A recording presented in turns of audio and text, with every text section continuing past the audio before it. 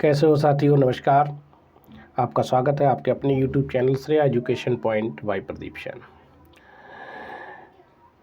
Paper आप लोगों के बहुत अच्छे आ रहे हैं। हिंदी का पेपर तो बहुत गजब का पेपर आ रहा है। जैसा कि आप देख रहे हैं सभी शिफ्ट में पेपर बिल्कुल सिलेबस के अकॉर्डिंग ही पेपर सारे आयोग दे रहा है। अब जिन बच्चों ने थोड़ा सा भी अगर मेहनत करी होगी तो वो निश्चित रूप से बहुत अच्छा कर रहे होंगे और वर्दी अब दूर नहीं, उनके लिए वर्दी अब दूर नहीं।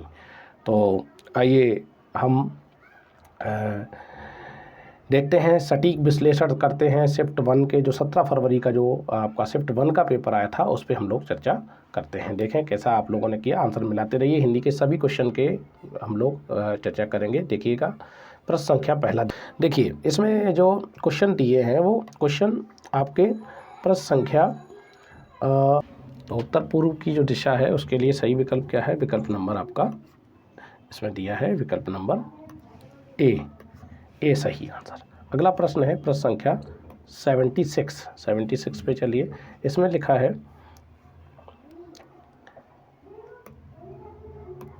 लिखा है कि विकल्प श्रुतिसम यानी विकल्प में शब्द श्रुतिसम भिन्नार्थक का सही अर्थभेद पूछा है।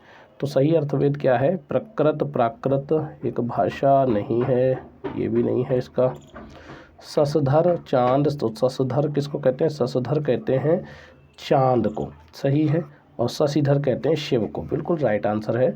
सही विकल्प इसका क्या है, इसका सही आंसर है बी बिल्कुल राइट आंसर है। वर्ण और वर्ण गलत है। वर्ण घाव को कहते हैं और वर्ण जो है रंग को कहते हैं। तो इसका ये भी क्रम सही नहीं है। विष और विष ये भी सही नहीं है।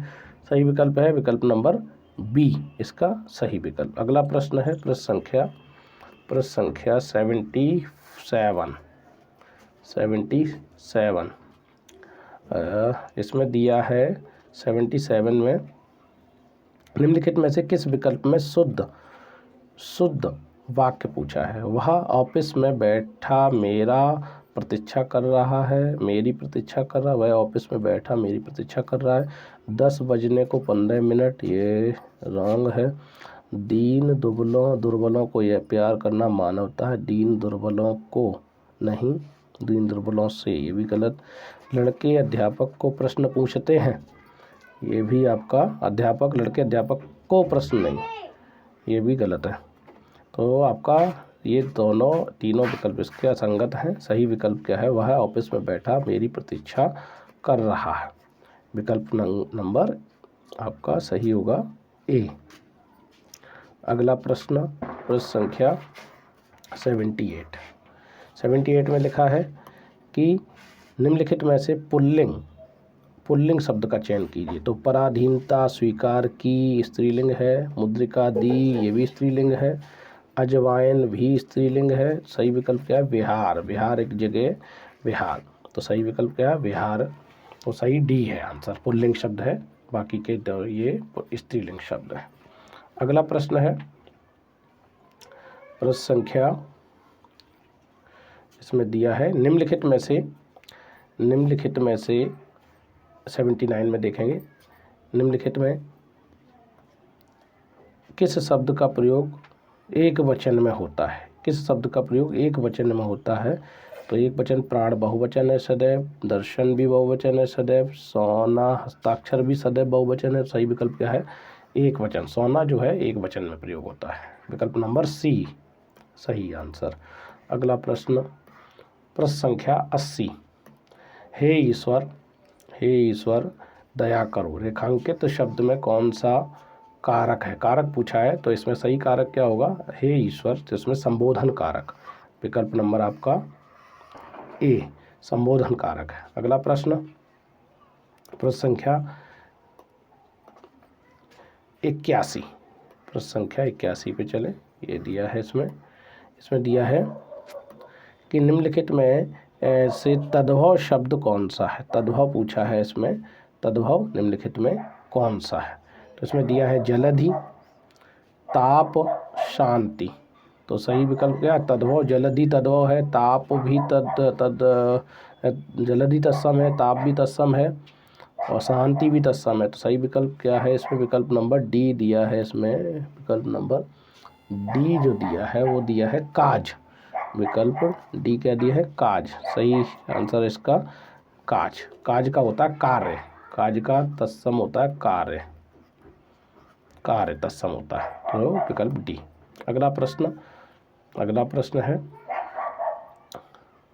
प्रश्न संख्या 82। प्रश्न संख्या तो इसमें दिया है 82, क्वेश्चन नंबर 82 में दिया है अभिभाषण। इसमें लिखा है अभिभाषण, थोड़ा इसको जूम कर दूँ, ये है ये अभिभाषण शब्द में कौन सा उपसर्ग है? अभिभाषण में कौन सा उपसर्ग है अभिभाषण में? तो अभिभाषण में अभिधन भाषण, अभि उपसर्ग है, विकल्प नंबर बी। अगला रक्त रंजित 83, प्रश्न संख्या 83 में रक्त रंजित शब्द में कौन सा समास है? रक्त रंजित शब्द में कौन सा समास है? तो रक्त रंजित, रक्त के द्वारा रंजित या रक्त से रंजित। सही विकल्प इसमें क्या होना चाहिए? विकल्प नंबर आपका सही होगा इसमें प्रश्न संख्या 83 का।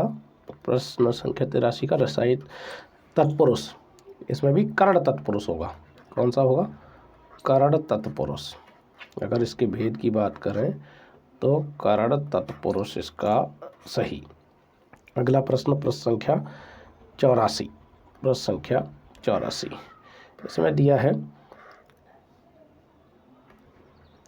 क्यों, कब, कौन सर्वनाम के उदाहरण हैं। ये किसके हैं? तो क्यों, कब, ये प्रश्नवाचक सर्वनाम के उदाहरण हैं। प्रश्न संख्या 84 का सही विकल्प है सी। अगला प्रश्न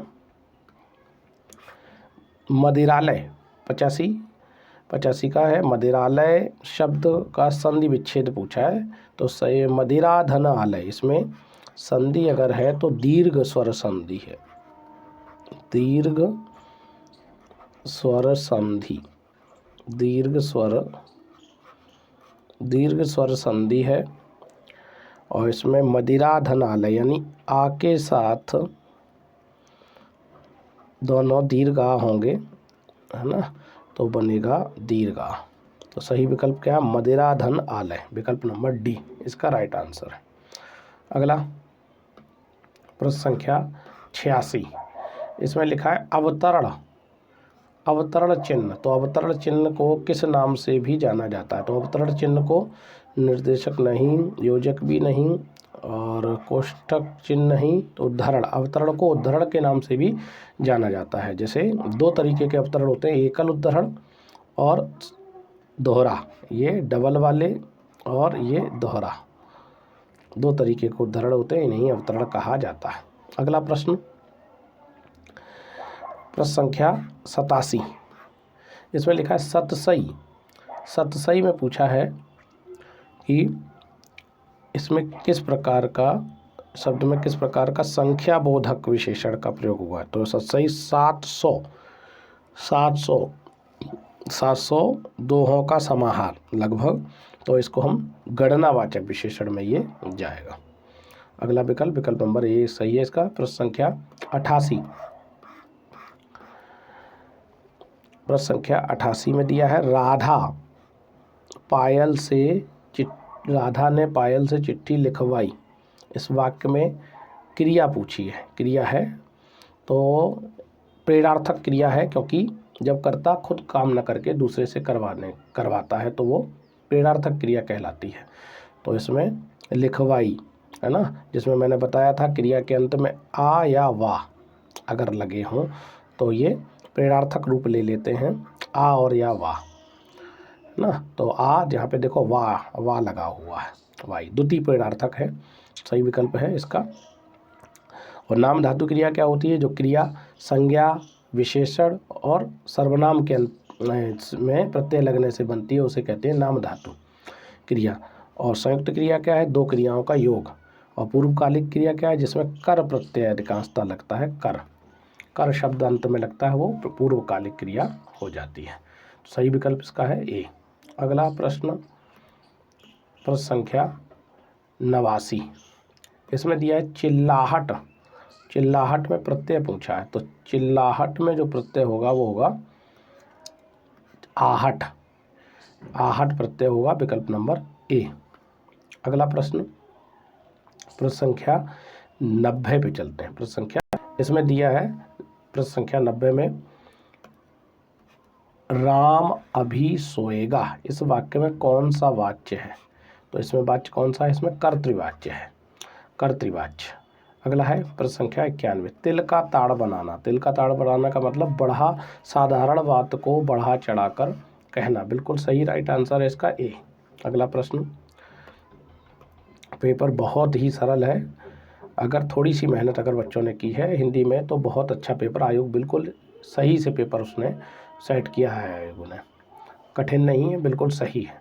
और हिंदी स्कोरिंग सब्जेक्ट होता है, तो अगर बच्चों ने हिंदी पे ध्यान दिया होगा तो निश्चित रूप से अच्छे अंक मिलेंगे उनको।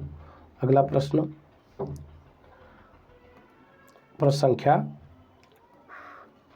92, इसमें लिखा है 92 में लिखा है, 92 में लिखा है कि परोक्ष का आपसे पूछा है विलोम। परोक्ष का मतलब परोक्ष जो आंखों के सामने ना हो उसे कहते हैं परोक्ष। तो सही क्या हो गया? प्रत्यक्ष। प्रत्यक्ष, बहुत से बच्चे इसमें अपरोक्ष करके आए जबकि ये गलत है। सही विकल्प क्या है? प्रत्यक्ष। परोक्ष का विलोम प्रत्यक्ष होगा। अगला प्रश्न संख्या 93, प्रश्न संख्या 93, इसमें लिखा है चमड़ी जाए पर दमड़ी न जाए। लोकोक्ति दी है, इसका अर्थ पूछा है।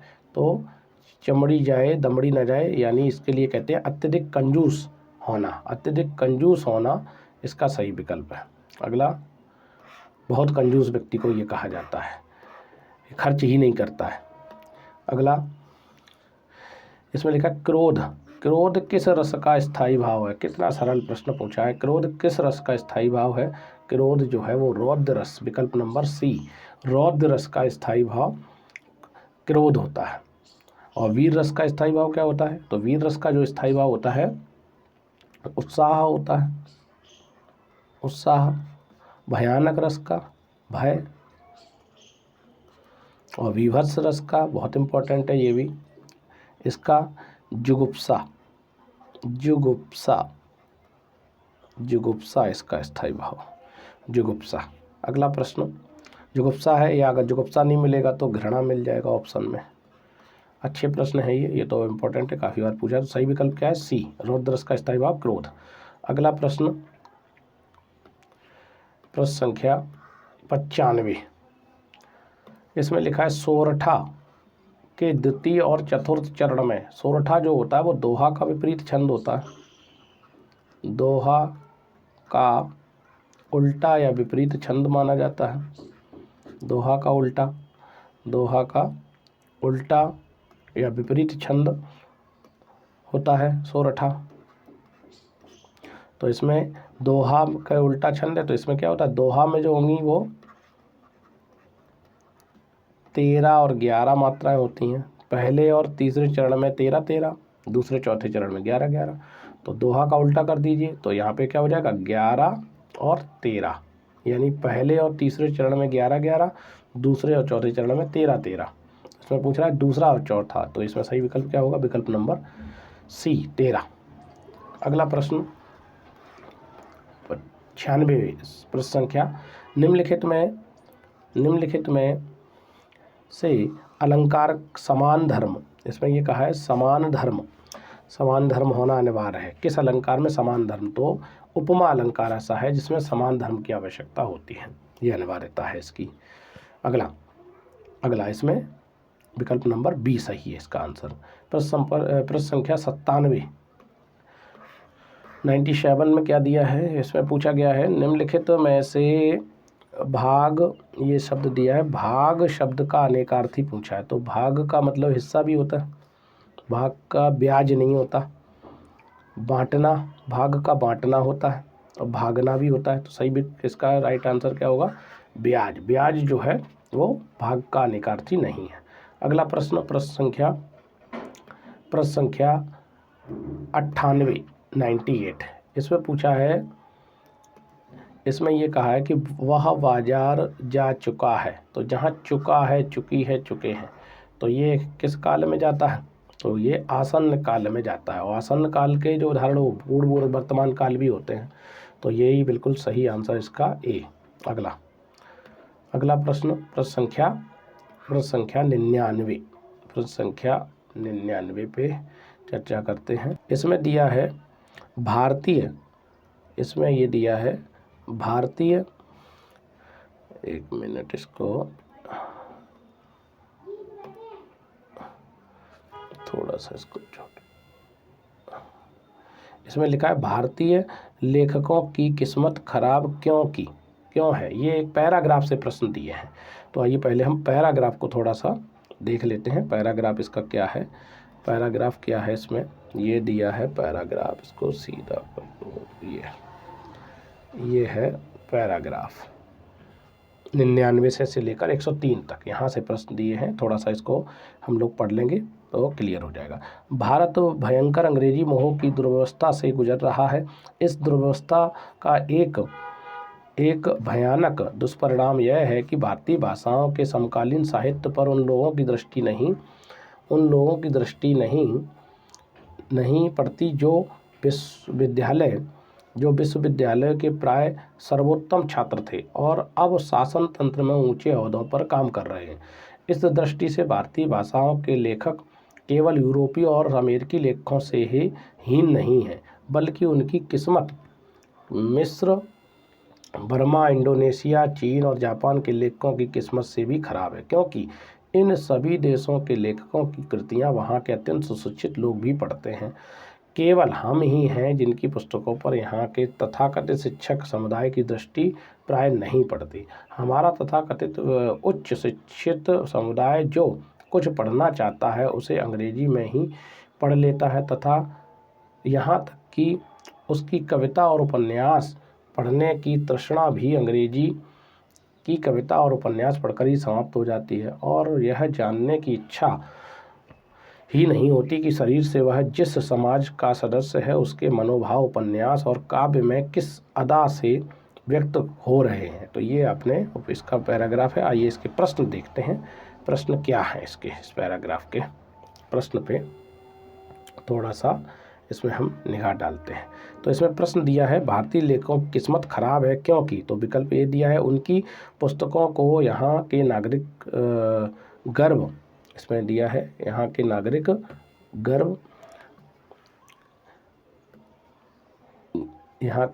गर्व योग्य नहीं मानते। दूसरा विकल्प है वे अपनी भाषा के साहित्य को पढ़कर अपने समाज का हालचाल नहीं जानते। ये भी नहीं होना चाहिए। वे अपनी बात भारतीय शिक्षित पाठकों तक पहुंचा नहीं पाते और इसमें वे अपनी भाषा में लिख नहीं सकते। तो 99 का जो राइट आंसर होगा वो विकल्प नंबर मुझे लगता है कि सी होना चाहिए। वे अपनी बात भारतीय शिक्षित पाठकों तक पहुंचा नहीं पाते। राइट आंसर सी होगा। आप लोग भी कमेंट बॉक्स में इसके आंसर को लिखिए। अगला प्रश्न संख्या 100। प्रश्न संख्या 100 पे चलते हैं। ये रहा, इसमें लिखा है, ये भी आपके पैराग्राफ से ही दिया, गद्यांश से ही प्रश्न पूछा है। इसमें कहा है उपयुक्त शीर्षक बताइए। इसका जो शीर्षक है वो क्या है। तो इसमें लिखा है भारतीय लेखकों की दुर्दशा, भारतीय शिक्षितों की दुरावस्था, भारतीय शिक्षितों का अंग्रेजी मोह और भारत की दुरावस्था। तो सही विकल्प क्या है? विकल्प नंबर 100 का विकल्प नंबर सी इसका राइट आंसर होना चाहिए। भारतीय शिक्षितों का अंग्रेजी के प्रति जो मोह है यही इसका राइट आंसर होना चाहिए। अगला प्रश्न संख्या 101। प्रश्न संख्या 101 पे चलते हैं। ये दिया है प्रश्न संख्या 101। इसमें लिखा है 101 में भारत का सुशिक्षित समाज कौन सा साहित्य पढ़कर संतुष्ट हो जाता है। तो भारत का सुशिक्षित समाज जो है वो अंग्रेजी तरफ रुझान है लोगों का, तो अंग्रेजी पढ़कर, ये इसका सही विकल्प है, विकल्प नंबर बी। प्रश्न संख्या 102 में क्या लिखा है? इसमें दिया है कि भारतीय भाषाओं के साहित्य के प्रति समाज के किस वर्ग में अरुचि की भावना है? तो इसमें किस वर्ग के हैं? तो ये तो पैरा सही क्लियर हो गया। सुशिक्षित जन में इसकी अरुचि की भावना है। अगला प्रश्न संख्या 103। इसमें लिखा है, थोड़ा सा इसको छोटा करेंगे, ये है, इसमें लिखा है भारतीय 103 में भारतीय भाषाओं के लेखक अमेरिकी, यूरोपीय तथा चीन, बर्मा, जापान के लेखकों से भी हीन है। क्योंकि तो इसमें ऑप्शन दिए, उनके साहित्य को भारत के सुशिक्षित लोग नहीं पढ़ते, वे अंग्रेजी के मोह से ग्रस्त हैं, उनके साहित्य को भारत में नहीं पढ़ा जाता, उनमें स्वभाव के प्रति गौरव नहीं है। तो 103 का सही विकल्प क्या होगा?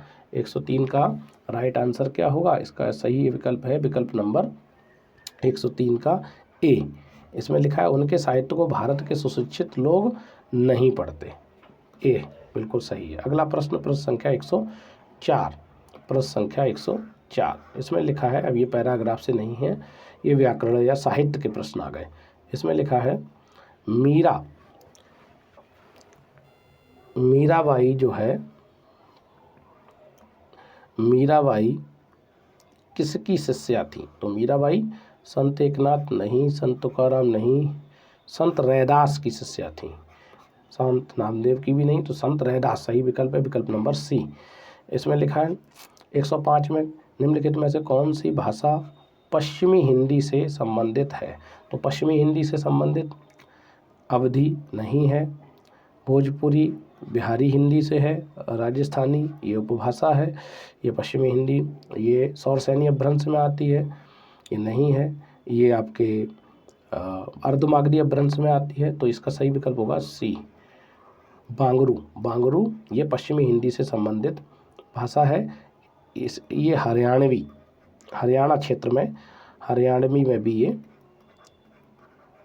ये भाषा चलती है, ये बोली है बांगरू, वैसे भाषा का रूप लिया है इसने बांगरू। तो सही विकल्प क्या है? बांगरू पश्चिमी हिंदी में आती है। अगला प्रश्न संख्या 106। इसमें लिखा है प्रश्न संख्या 106 में कि निम्नलिखित में से नहीं कौन से प्रकार का रीतिवाचक क्रिया विशेषण है? तो नहीं क्या है? निषेधवाचक है, बिल्कुल सही है। नहीं जो है ये निषेधवाचक क्रिया विशेषण है। अगला प्रश्न संख्या 107। इसमें लिखा है समुद्र शब्द का पर्यायवाची पूछा है। तो समुद्र शब्द का पर्यायवाची कौन सा है? समुद्र शब्द का वैराग नहीं है, भोर नहीं है, भव नहीं है, भव मतलब गहरा, भोर शुभ है, वैराग कोई राग नहीं, तो इसमें सही आंसर है रत्नाकर समुद्र का पर्यायवाची, विकल्प नंबर बी इसका राइट आंसर होगा। अगला प्रश्न प्रश्न संख्या 108। इसमें लिखा है मेघ, थोड़ा सा इसको करूँ, ये है इसका, इसमें लिखा है मेघ और मेध, मेघ और मेध, ये मेघ लिखा है, ये मेध लिखा है। श्रुति सम भिन्नार्थक शब्द का सही अर्थ भेद निम्न में से कौन सा है? तो सही राइट आंसर इसका क्या होगा? मेघ ये यज्ञ नहीं, पहला मेघ यज्ञ नहीं, दूसरा मेघ बादल होता है, लेकिन दूसरा मेघ जीवन नहीं। सही विकल्प क्या है? बादल और यज्ञ, मेघ बादल और मेध यज्ञ, सही विकल्प डी सही राइट इसका आंसर होगा। अगला प्रश्न है प्रश्न संख्या 109। इसमें लिखा है स्त्री जो अभिनय करती हो, वाक्यांश के लिए एक शब्द का चयन कीजिए। जो अभिनय करती है उसके लिए क्या आता है? नायिका नहीं आता, गायिका जो गायन करती है, और नर्तकी जो डांस करती है। तो अभिनेत्री, अभिनय के लिए क्या सही है? अभिनेत्री सही विकल्प है। अगला प्रश्न संख्या 110।